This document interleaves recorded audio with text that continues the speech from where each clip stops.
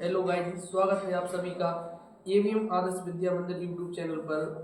तो इस YouTube channel पर लगातार कक्षा 10वीं की जो मैथ की क्लासें लगातार चल रही हैं, तो उसी क्लास को अपन कंटिन्यू करने के लिए आज अपन पार्ट 2 जो बहुपद है उसकी जो एक्सरसाइज 2.1 थी वो अपन ने पिछली वीडियो में सॉल्व कर ली है। आज की वीडियो में अपन एक्सरसाइज 2.2 के क्वेश्चन आंसर है उसको अपन सॉल्व करने जा रहे हैं। तो देखिए, चलिए पहले क्वेश्चन सोल्व करने से पहले अपन कुछ बेसिक चीज़ें जान लेते हैं। जैसे जो ओटी टाइप में एग्जाम में पूछी जाती है।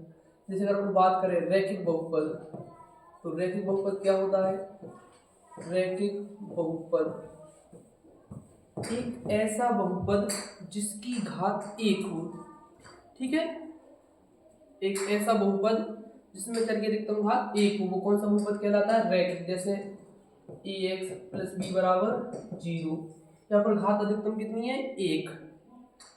अगर बात करें द्विघात बहुपद की, द्विघात बहुपद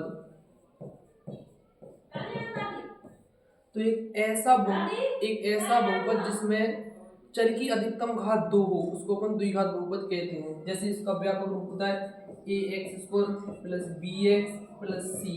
ये कौन सा बहुपद है? द्विघात बहुपद।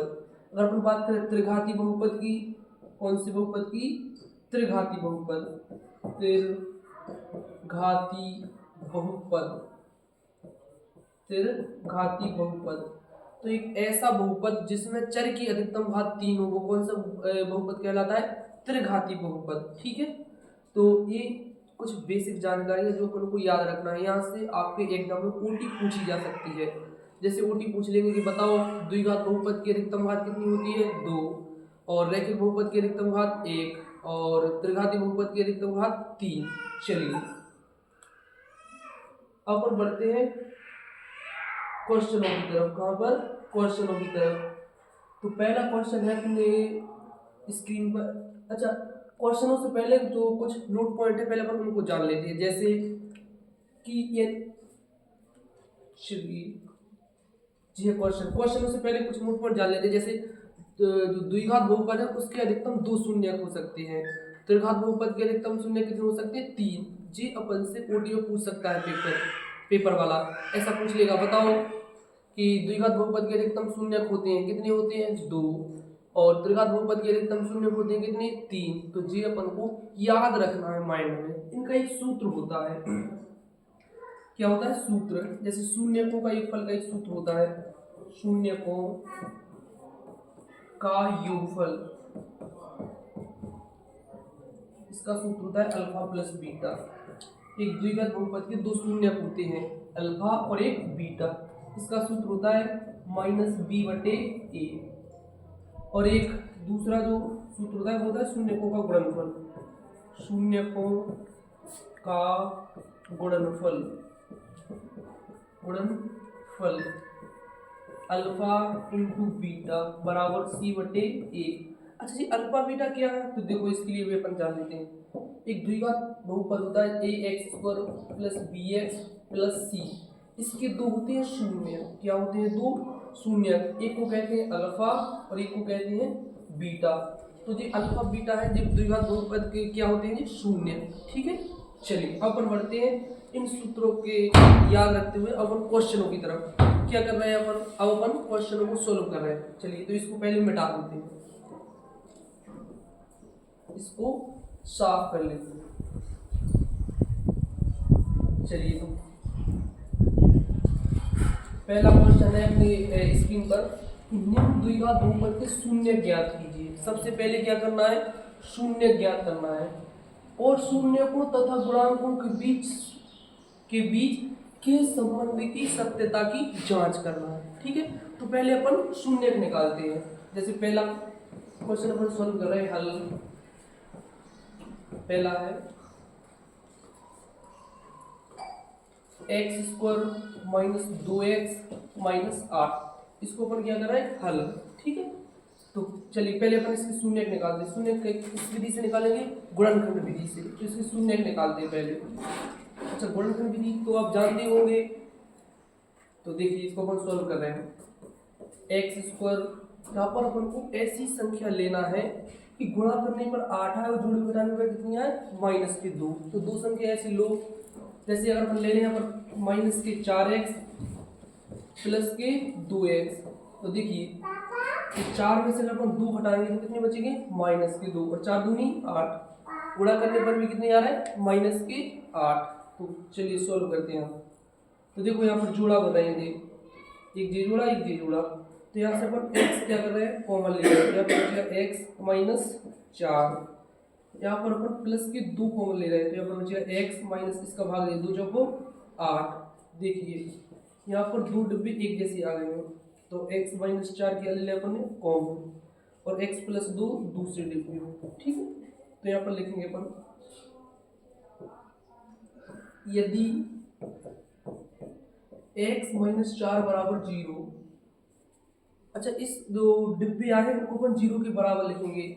0 के बराबर इसलिए लिखेंगे तभी तो अपन को शून्य पता चलेगा। तो देखिए x बराबर चारों साइड आएंगे क्या करेंगे प्लस के, तो एक शून्य आ गया, अल्फा का मान कितना 4, दूसरे को अपन शून्य के बराबर रखते हैं, x + 2 बराबर 0, तो दूसरी साइड जाएंगे क्या हो जाएंगे माइनस के, तो बीटा का मान कितना आ गया, बीटा बराबर आ गया -2।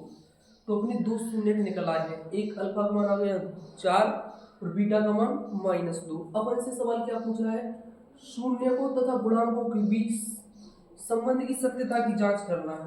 तो यहाँ पर क्वेश्चन लिख लीजिए जरा, क्वेश्चन है अपना x² - 2x - 8, और क्या करना है इसमें अपन को, यहाँ पर अपन ने दो शून्य निकाले हैं, अल्फा का मान कितना आया 4 और बीटा का मान -2, अल्फा बराबर 4 और बीटा बराबर -2। चलिए तो यहाँ से अपन निकाल रहे हैं शून्य को की जांच कर रहे हैं। तो यहाँ पर देखिए गुणांक निकाल लें इससे, गुणांक इस वाले समीकरण इस वाले बहुपद से, तो a बराबर 1, b बराबर -2, c बराबर -8, इसका एक द्विघात बहुपद होता है, इससे अपन तुलना करते हैं ax² + bx + c बराबर 0, ठीक है जिससे, तो इससे अपन इसकी क्या करते हैं कंपैरिजन करने पर अपन को गुणांक प्राप्त होते हैं, ठीक है। तो इसका जो सूत्र होता है, शून्य को का योगफल पुस्तक में अल्फा प्लस बीटा बराबर -b/a। तो यहाँ पर अल्फा का मान कितना है 4 प्लस बीटा का मान -2, ठीक है, बराबर माइनस बी का मान -2 और ए का मान 1। तो देखिए 4 जी प्लस माइनस माइनस हो जाएंगे, बराबर माइनस माइनस प्लस के 2/1, एक का भाग देंगे 2 ही आएंगे, तो 4 में से 2 हटाएंगे कितने बचेंगे 2, बराबर 2, ठीक है। इसको अपन समीकरण 1 मान लेते हैं।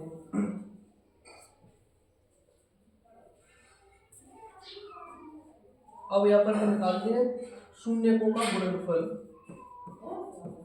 शून्यकों का गुणनफल अल्फा इंटू बीटा बराबर c/a। देखिए अल्फा का मान कितना है 4, बीटा का मान -2 बराबर c का मान -8, a का मान 1। देखो 4 दूनी 8, जी प्लस ये माइनस चिन्ह किसका आएगा माइनस का, बराबर -8, जी समीकरण नंबर 2। अच्छा समीकरण एक बार समीकरण 2 में LHS और RHS पक्ष कैसे आ गए बराबर, तो जी अपन को जी अपन से क्वेश्चन पूछ रहा था क्या सत्यता की जांच, LHS और RHS पक्ष अगर बराबर आ गए तो जी क्या है सत्य है। चलिए इसी प्रकार से इसका जो तो इसी प्रकार से आपको दूसरा जो क्वेश्चन है सेम टू सेम ऐसे ही करना है, बिल्कुल इसी तरीके से। इसका जो तीसरा है वो भी आपको इसी प्रकार से करना है, ठीक है। और जी 2.2 के एक क्वेश्चन अपन ने कर लिया पहले का पहला, सेम इसी तरीके से अपन को सारे क्वेश्चन करने हैं। और इस जो पहला क्वेश्चन हमने करवा दिया है, अब जो बाकी क्वेश्चन है इसको आप वीडियो सेव होने के बाद आप पहले रफ में करना, फिर रफ में सॉल्व करने के बाद आप कमेंट बॉक्स में इन क्वेश्चनों के आंसर कमेंट करना, ठीक है। चलिए अब दूसरा क्वेश्चन क्या है, अपन को एक द्विघात बहुपद ज्ञात करना है जिसके शून्यकों का योग और गुणनफल अपन को दिया गया है। चलिए तो इसको सॉल्व करते हैं। हल दिया है, पहले का पहला करते हैं। क्या दिया है, शून्यकों के दिया है, शून्यकों का योगफल अल्फा प्लस बीटा का मान अपन को क्या है दिया है, कितना दिया है 1/4। इसका सूत्र होता है -b/a बराबर 1/4। तो यहाँ से इन दोनों की कंपैरिजन करेंगे तो b का मान आ जाएगा -1 और a का मान आ जाएगा 4। अपन को दूसरी चीज भी दी है, क्या दी है, शून्यकों का गुणनफल। शून्यकों का गुणनफल कितना दिया है, अल्फा इंटू बीटा। इसका मान दिया है अपन को -1। ठीक है, तो इसका सूत्र होता है c/a बराबर -1। अच्छा, एक के बटे ऊपर 1 मान सकते हैं, लेकिन ध्यान रखना a का मान अगर यहाँ पर 4 आ रहा तो यहाँ पर भी 4 बनाना पड़ेगा। वो कैसे बनाएंगे, ऐसी संख्या पर लेंगे कि जिससे अंश व हर में गुणा करने पर आपस में कट जाए और अपना 4 का 4 बन जाए का मान। अगर यहाँ पर अपन 4 से ऊपर नीचे गुणा करते हैं, 4 से ऊपर और 4 से नीचे, देखो 4 से 4 कट जाएगा, मतलब कुछ फर्क नहीं पड़ेगा सवाल में। तो अपन ऐसा कर सकते हैं, तो देखिए इसका गुणा करो जरा, -4/4 तो देखो c/a बराबर -4/4। यहाँ पर c बराबर -4 और e बराबर 4। ठीक है, जी कहाँ से आए, जी अपन को सवाल में दिए गए थे, क्या शून्य को वही फल दिया था जे वाला, जे अपना क्या होता है सूत्र। अपन ने सूत्र लगाया और यहाँ से b और a का मान निकाला। फिर अपन को दूसरी चीज दी थी शून्यकों का गुणनफल, इसका सूत्र लगाया अपन ने। शून्यकों का गुणनफल का सूत्र होता है अल्फा इंटू बीटा का c/a बराबर अपन को -1 दिया था सवाल में। अच्छा, अपन ने a का मान यहाँ पर 4 है, यहाँ पर 1 आ रहा था। इस 4 बनाने के लिए अपन ने क्या किया, ऊपर नीचे 4 से क्या कर दिया, मल्टीप्लाई। तो यहाँ पर c का मान कितना हो गया -4 और a का मान 4। अब अपन को क्या करना है, द्विघात बहुपद ज्ञात करना है। तो यहाँ पर लिखेंगे अपन द्विघात बहुपद जिसको अपन लिखते हैं ax² plus bx plus c। इसे मान रखो जरा, a का मान कितना है 4x² प्लस b का मान कितना है -1 इंटू एक्स प्लस c का मान -4। गुणा करो जरा इसका, 4x² प्लस -x -4।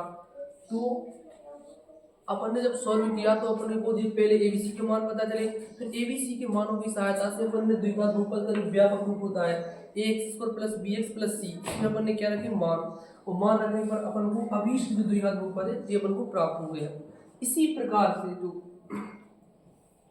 इसी तरीके से जो इसके दूसरा सवाल है, तीसरा है, बाकी जो 5 सवाल है बिल्कुल इसी पैटर्न पर आपको करने हैं। और आपको जब सभी सवाल हल कर लो पहले रफ में, फिर हल किए हुए सवालों के जो आंसर आएंगे उनको आप कमेंट बॉक्स में कमेंट कर सकते हैं। तो इसी जो आज की इस क्लास में अपन इतना ही पढ़ा, और इसी क्लास के साथ अपनी जो 2.2 एक्सरसाइज है वो भी अपनी फिनिश हो गई। अब नेक्स्ट वीडियो में अपन स्टार्ट करेंगे 3 चैप्टर पार्ट 3। उस पहले अपन उसकी बेसिक जानकारी पढ़ेंगे, फिर उसके क्वेश्चन आंसर सॉल्व करेंगे।